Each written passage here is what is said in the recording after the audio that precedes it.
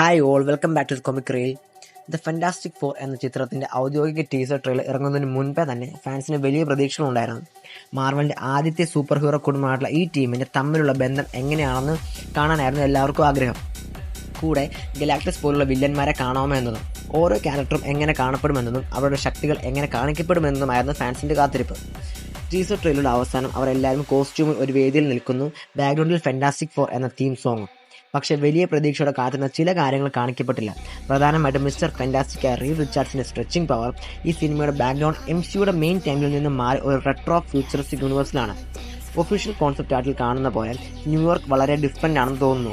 Futuristic buildings, flying cars, NYPD എന്ന് label ചെയ്ത robot പോലീസൊക്കെ ഉണ്ട്. ഈ എല്ലാ ടെക്നോളജിക്കൽ അഡ്വാൻസ്മെന്റിനും പിന്നിൽ റീഡ് റിച്ചാർഡ്സിന് വലിയ റോൾ ഉണ്ടായിരിക്കുമെന്നാണ് അസംഷൻ.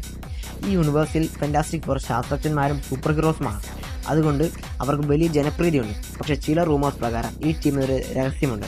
അവർ ഈ യൂണിവേഴ്സിൽ നിന്നല്ല, MCUയുടെ 616 ടൈമിൽ നിന്നുള്ളവരാണെന്നത്. ഈ വിഷയം തമ്മിലുള്ള വിശ്വാസത്തിന് ത്രട്ടാകും, പ്രത്യേകിച്ച് റീഡിന്റെ ഇൻവെൻഷൻസ് അവരുടെ എതിരെ ഉപയോഗിക്കപ്പെടുന്ന സമയത്ത്. ഫാൻസിന് അടുത്ത ട്രെയിലറിൽ ഗലാക്ടസിന്റെ ഫുൾ ലുക്ക് കിട്ടുമെന്നാണ് പ്രതീക്ഷ.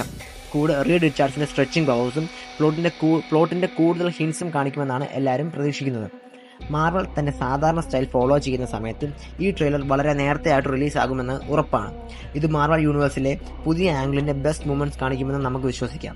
സോ ഈ പുതിയ അപ്ഡേറ്റ്സിനെ പറ്റി നിങ്ങളുടെ അഭിപ്രായങ്ങൾ കമന്റ്സിൽ ഷെയർ ചെയ്യുക. വീഡിയോ ഇഷ്ടപ്പെട്ടാൽ ലൈക്ക് ചെയ്യാനും മറക്കണ്ട.